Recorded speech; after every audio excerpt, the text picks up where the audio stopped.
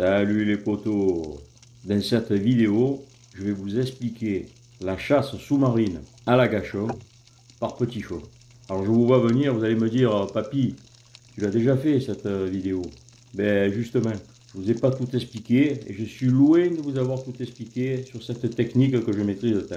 J'ai envie de communiquer un maximum d'informations pour que vous puissiez vous aussi piquer du poisson. En cette période d'été qui est très difficile parce que la mer elle appartient à tout le monde et donc elle est très fréquentée. Il y a beaucoup de gens qui sont au bord de mer, les paddles, les bateaux, les pêcheurs, ben, tout ça. Donc c'est de plus en plus difficile de piquer du poisson. Donc là je vais vous faire voir ma façon de procéder pendant les vacances sur le continent, parce que là je suis revenu de Corse, je vais repartir certainement au mois de septembre, au mois de mai, mi-mai, tout le mois de juin et jusqu'à peu près 8-10 juillet.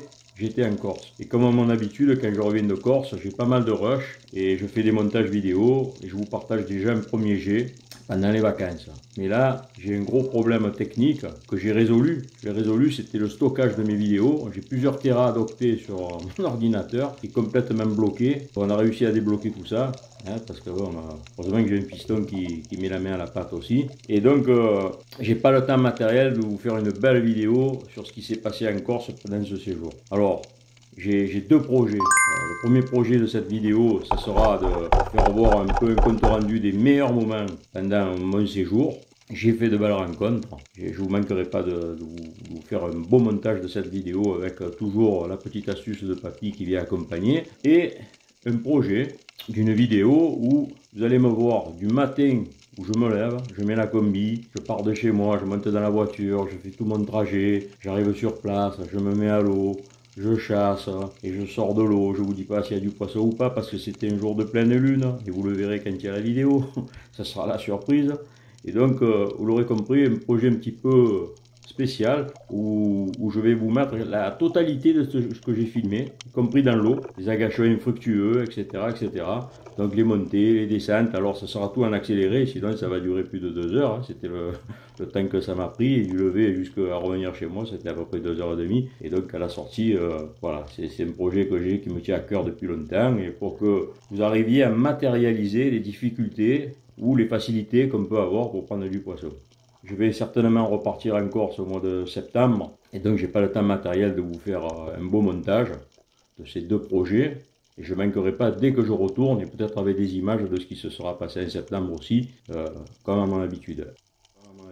Et en attendant, je me devais de vous faire une vidéo.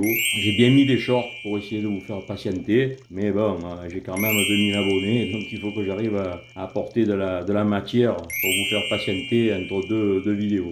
J'ai choisi mon sujet favori, l'agachon par petit fond, pour la bonne et simple raison que je suis sur le continent. J'ai fait une sortie, j'ai fait plusieurs sorties, on va dire j'ai fait 3-4 sorties, et avec du poisson chaque fois. J'ai pas fait un seul fanny, donc du poisson il y en avait, mais là j'ai fait un montage avec 2 sorties, où tout le poisson que je vais prendre dans ces 2 sorties, je le prends à l'agachon, par petit fond. Des fonds qui ne dépassaient pas les 6,50 m. Et donc, à travers les captures que j'ai faites, parce que c'est aussi ce que j'aime, moi, c'est vous faire des vidéos et d'après les images, vous donner toutes les explications pour que vous aussi, vous réussissiez à prendre du poisson. Parce que le but de mes vidéos, c'est de vous informer, de voir un petit peu du spectacle, etc., etc., mais aussi que vous arriviez à comprendre ce qu'il faut faire pour arriver à capturer du poisson. Donc, je vais tout vous expliquer dans le tuto. Si vous n'avez pas vu la première vidéo, je vous conseille d'aller la voir.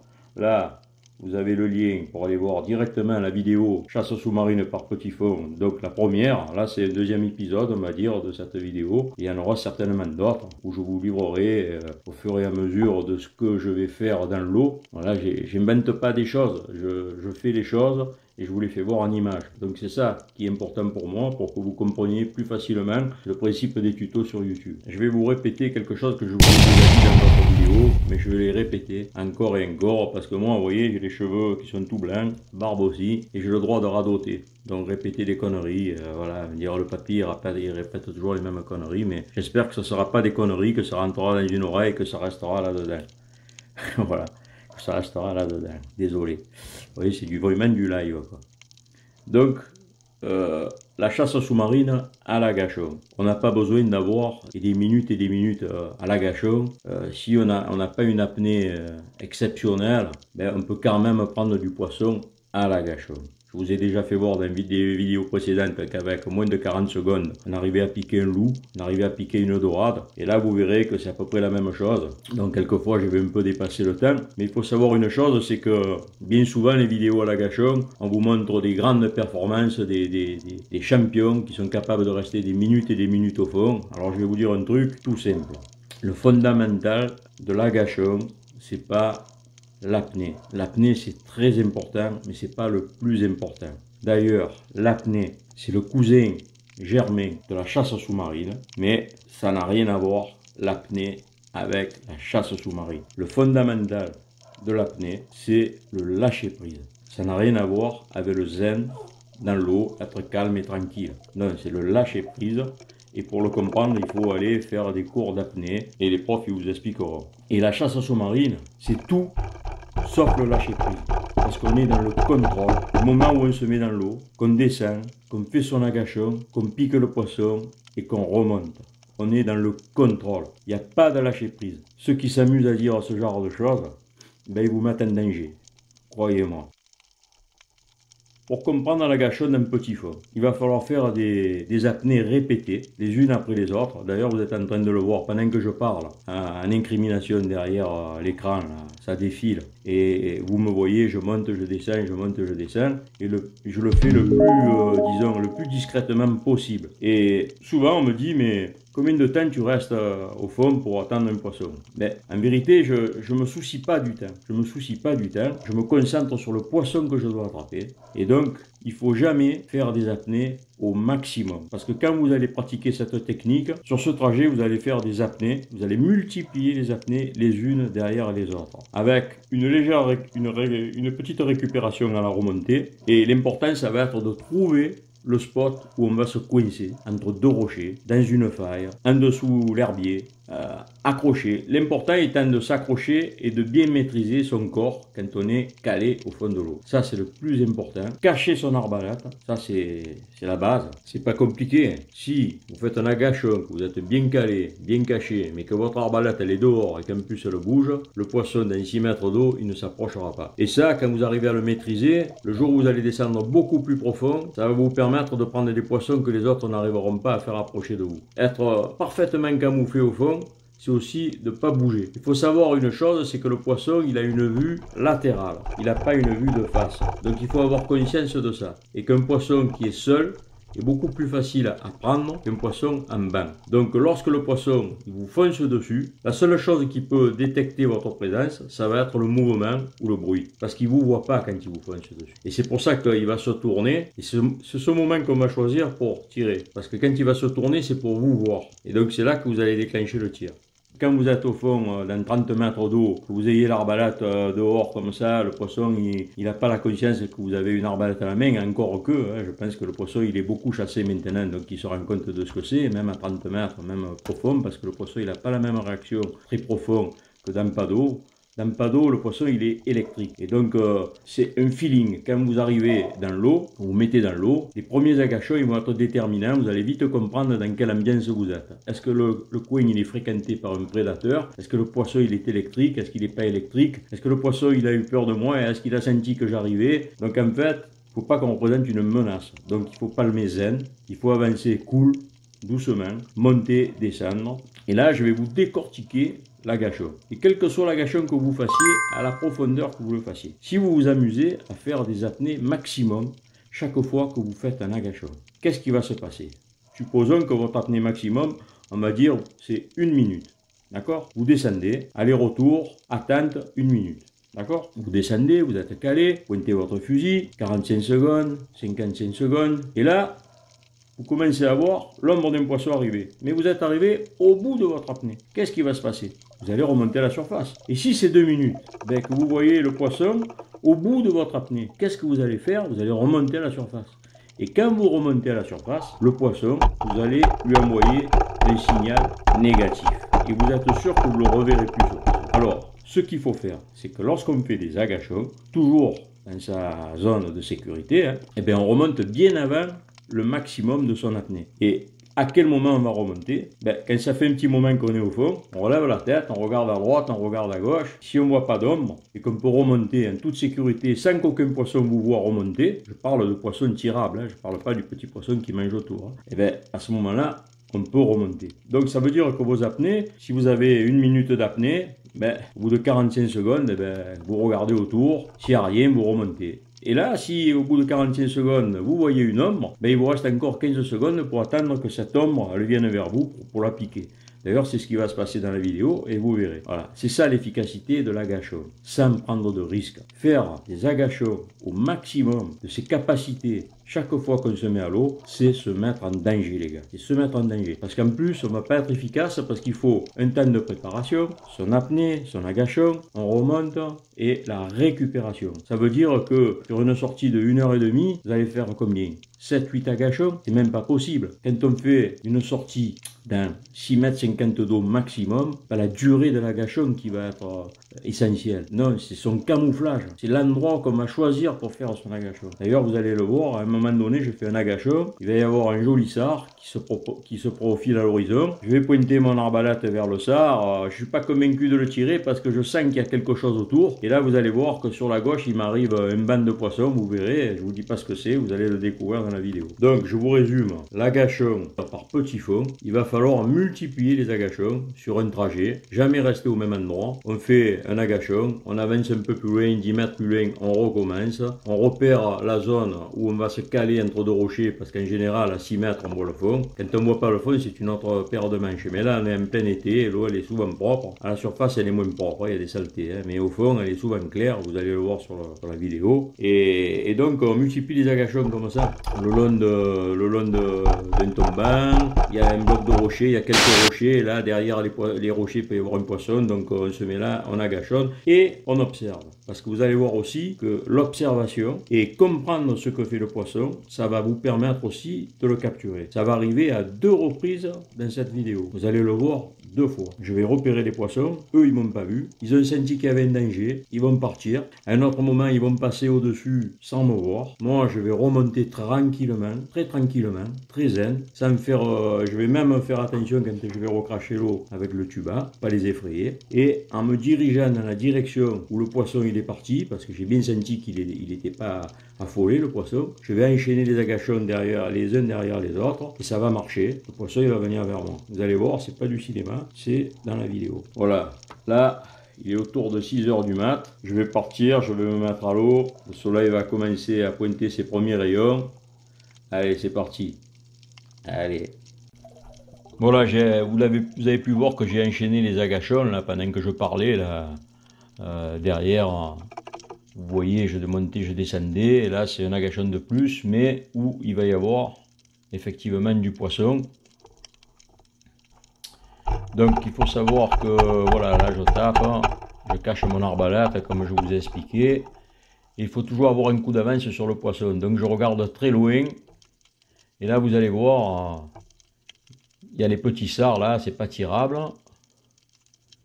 Mais j'essaye de regarder loin pour avoir un coup d'avance sur le poisson et pouvoir diriger mon arbalète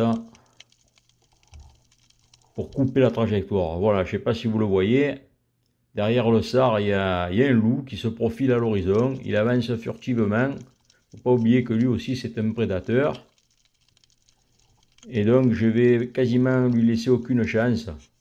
Parce que là, il ne va pas se pointer de face, mais légèrement sur le côté. Moi, je bouge pas beaucoup. Vous voyez, l'arbalète, elle bouge quasiment pas. Il n'y a pas de vibration. Voilà, le tir. Là, j'ai commis une erreur. C'est que j'ai verrouillé. J'ai laissé mon moulinet verrouillé. Et heureusement que le poisson, il est bien piqué parce que vous pouvez le perdre. Alors, le loup, j'en ai pris sans moulinet aussi. Hein. Il va s'enraguer quand il est piqué, en général. Hein. Voilà le temps que j'ai eu ce jour-là. Une brume à couper au couteau. Et cette brume, elle m'a empêché de pratiquer une pêche un peu plus au large, que je comptais aller faire quelques pierres au large que je connais bien. J'ai pas pu y aller parce que c'est très dangereux d'aller au large, avec bouée ou pas bouée, les bateaux ils vous voient pas, ils vous coupent en deux. Donc là c'est pour vous imager, c'est les images pour vous dire l'observation. Donc voilà, là c'est un agachon, il n'y a pas beaucoup de vie. Hein. Faut savoir que tout ce que j'ai vu, je l'ai piqué, j'ai pris 2 poissons, j'ai piqué les 2 poissons. Et là, je vais observer sur la droite, regardez en haut à droite, je vais vous le symboliser avec le rôle, avec le cercle. Voilà, les mulets. Jolie bande de mulets. Et moi, le mulet, en général, je les tire, mais c'est aussi un poisson qui sert, qui est chassé par tous les prédateurs. Mais là, il se trouve que le seul prédateur qu'il y avait, ben, c'était moi. Et donc, mon astuce, elle consiste à suivre tranquillement la trajectoire du mulet. Là, vous voyez, je remonte très doucement, presque je palme pas, je me laisse remonter par la flottabilité. Et je vais recracher l'eau qu'il y a dans le tuba pour pas faire de bruit. J'ai enchaîné les agachons, les uns après les autres. Je crois que j'ai fait 3-4 agachons, toujours dans la direction des mulets. Et les mulets, soit il faut un cercle, soit il faut un aller-retour. Et là, ben, c'est ce qui va se passer. Le seul prédateur dans la mer qu'il y avait ce matin-là pour choper du mulet, c'était moi. Ils sont de bonne taille, je les laisse avancer. Et comme j'ai envie aussi de tester mon arbalète, j'essaye de viser un qui est un peu loin. Voilà, c'est pas facile à attraper le mulet, c'est fin comme poisson, il bouge. Et là, j'ai pas commis la même erreur, j'ai laissé le moulinet J'ai desserré le frein du moulinet. Vous voyez, le mulet, il est bien tiré là. Voilà, petite présentation. Voilà, j'ai coupé la caudale comme il faut pas oublier de couper la caudale. Et là, ma pêche est faite, un mulet, un loup.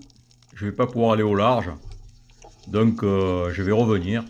Voilà, sur cette zone, j'ai une pierre que je vais inspecter. Alors, c'est pas une pierre pour raguer, c'est une pierre pour faire des agachons, hein, qui se trouve à peu près à une douzaine de mètres.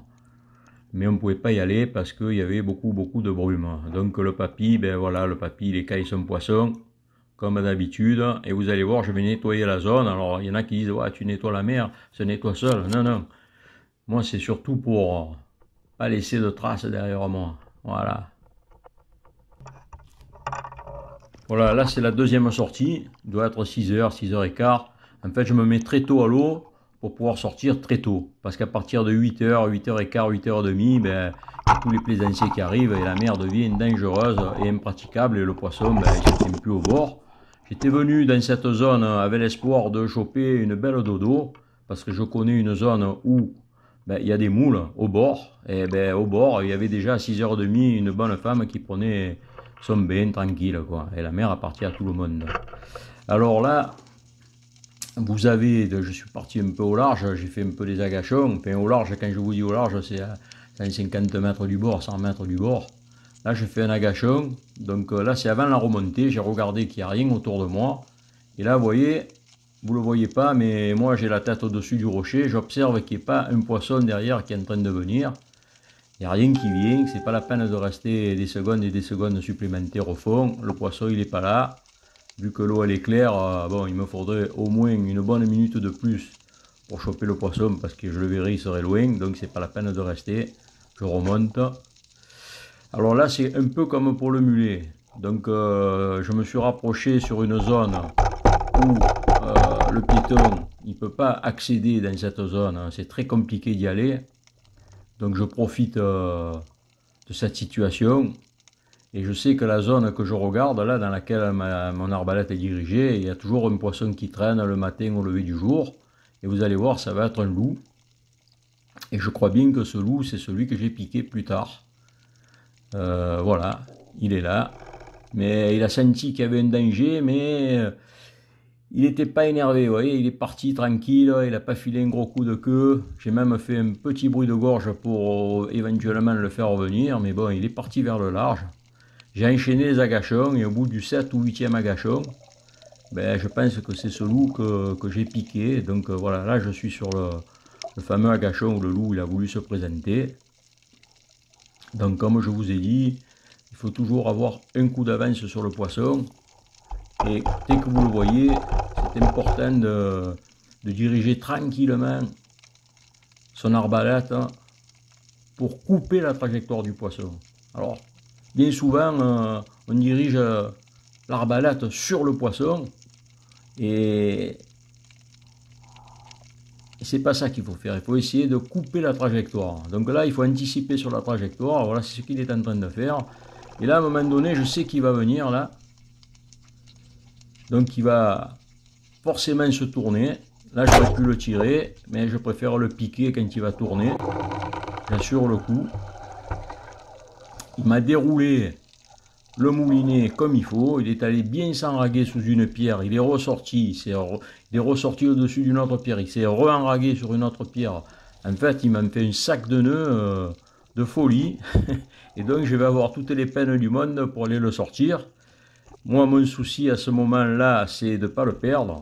Donc, j'essaye de faire du mou avec la ficelle, mon arbalète, hein, pour essayer de l'achever pendant qu'il est encore sur le fil et pour assurer la prise. Et pour débrouiller tout ça, j'ai un système de fil sur mon arbalète où le fil du moulinet, je peux le désolidariser du monofil qu'il y a sur ma flèche avec un émerillon et une agrafe. Et ça, c'est hyper pratique quand vous faites des sacs de nœuds. Je peux vous dire que celui-là, il m'a fait un sacré sac de nœuds. J'ai perdu 5 minutes là. Mais si j'avais pas eu mon système, je crois que ma pêche, elle était terminée.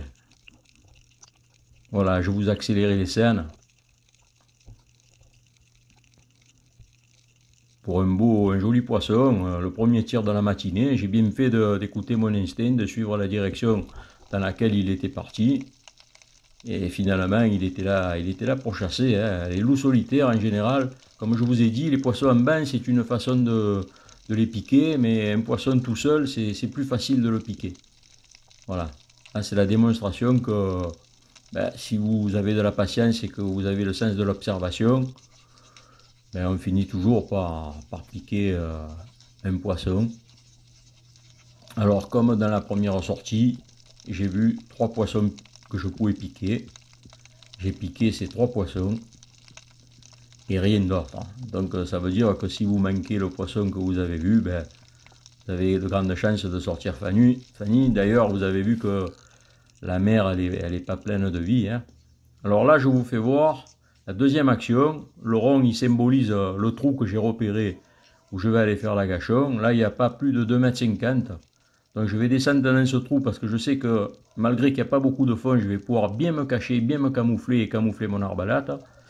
Et au-dessus à ma gauche, je peux vous assurer que la zone elle est vierge, personne n'est allé voir ce qui se passait là-dedans. D'ailleurs, vous voyez, je tape, il va sortir une saupe, il va sortir un petit sard. Donc les poissons, ils n'ont pas été dérangés. Et là, sur ma gauche, je vois un loup, mais ma flèche, mon harpon, il n'est pas dirigé dans son sens. Donc je ne perds pas le sang-froid. Il ne paraît pas énorme, mais vous allez voir que c'est quand même un beau spécimen. Je l'ai tiré plein de colonnes, là, je l'ai séché, je ne l'ai pas tué, je ne l'ai pas séché, mais il est bien atteint, là, je sais que je ne vais pas le perdre. Et voilà, je le récupère tranquillement pour une présentation à mes abonnés. Voilà, ceux qui ne sont pas abonnés, c'est peut-être le moment de vous abonner. Hein, parce que des vidéos comme ça, il y en aura d'autres. En plus, vous m'encouragez. Et moi, ça me fait plaisir de faire des vidéos quand vous m'encouragez. Voilà, on voit le tir. Vous voyez, le trait, il symbolise le trait horizontal là, sur le poisson. Mais il symbolise la colonne vertébrale. Et c'est ça qu'il faut viser. Voilà, un deuxième loup.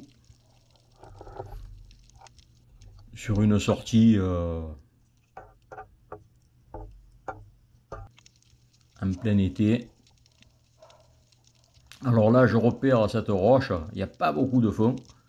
Toujours pareil, je vais faire un agachon vers la zone que j'ai pas encore explorée. Là, c'est un coin que je connais par cœur. Ce rocher, j'ai dû faire des dizaines et des dizaines d'agachons. Et j'ai souvent pris quelque chose. Alors là, à peine j'arrive, je tape un peu. Je suis bien camouflé. L'arbalète, elle est bien plaquée au sol. Vous voyez les petits sards. Et là, vous allez voir, je vais en voir un qui est maillé. Je me dis, celui-là, peut-être que tu vas pouvoir le tirer. Alors je suis pas très convaincu parce qu'il est maillé, il doit faire peut-être allez, 300-400 grammes. C'est un sort de compétition ça. Mais je ne suis pas convaincu parce que cette zone, malgré tout, alors, il y a toujours un beau poisson et j'ai bien fait de retirer, d'attendre de tirer. Voilà, un joli banc de marbré. Et je pique le plus gros quasiment. À rebrousser-caille, il se retrouve sur le fil. Donc je me dis, les réglages que tu as, les nouveaux réglages que tu as fait sur ton arbalète, eh ben, ils sont parfaits. 3 tirs parfaits. Et pas à bout portant, assez loin. Voilà, le marbré, c'est un poisson qui est pas souvent sur mon accroche au poisson parce que ils sont rares les gros marbrés. Là, vous verrez, celui-là, il est presque aussi gros que le premier loup que j'ai tiré, autour de 50 cm. Et donc, il faut savoir que le marbré, sa maille en Méditerranée, c'est 20 cm. Atlantique, je crois, c'est 30. Je vous ai mis tout ça dans la description et de toute façon, vous avez les mailles dans les descriptions. Les mailles, vous les avez dans ma description de toutes les vidéos tuto en général. C'est la famille des sparidés. Et souvent, il vient au bord, ce poisson, pour manger des petits vers.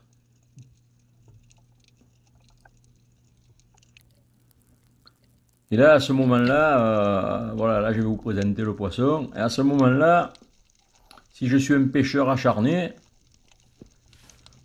je peux dire, il y avait un banc de marbré, je peux essayer de piquer un autre et encore un autre. Moi, ça m'est arrivé de prendre 2-3 poissons dans le banc, hein, quand la mer elle est un petit peu plus agitée que ça. Là, l'eau elle est vraiment propre. Mais voilà, j'ai 3 poissons. Et je sais qu'on approche des 8h, 8h15. Et que c'est pas la peine de rester dans l'eau. Parce que de rester dans l'eau l'été, qu'on ait la bouée, qu'on soit 2, qu'on soit 3, qu'on soit 12, ben c'est très dangereux l'été. Parce que il y a des bateaux, il y a des paddles. Surtout quand l'eau elle est calme comme ça. Et moi, j'aime pas pêcher quand il y a tout ce monde en plein été. Là. Donc voilà. Et là, je me décide, je range le fusil. Et voilà. Et la pêche, elle va finir comme d'habitude. On trie le poisson. Et on rentre à la voiture.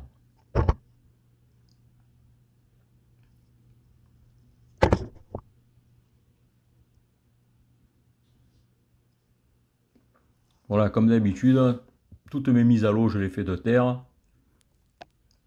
Quelquefois, je sors un peu en bateau avec mon pote Sébastien Petitjean. Je ne manque pas de vous faire des comptes rendus. Mais la plupart du temps, je sors de terre. Je me mets à l'eau de terre.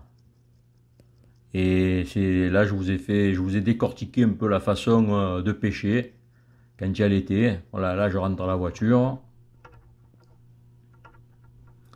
Je crois qu'il n'est pas encore 8h ou 8h10, je crois. 8h05, 8h10. Voilà. Un peu moins de 2 heures de pêche, 3 poissons. Voilà les gars. Alors si vous voulez m'encourager, ben, c'est peut-être le moment de vous abonner. Merci pour le visionnage de cette vidéo si vous êtes encore là et à bientôt. Ciao ciao.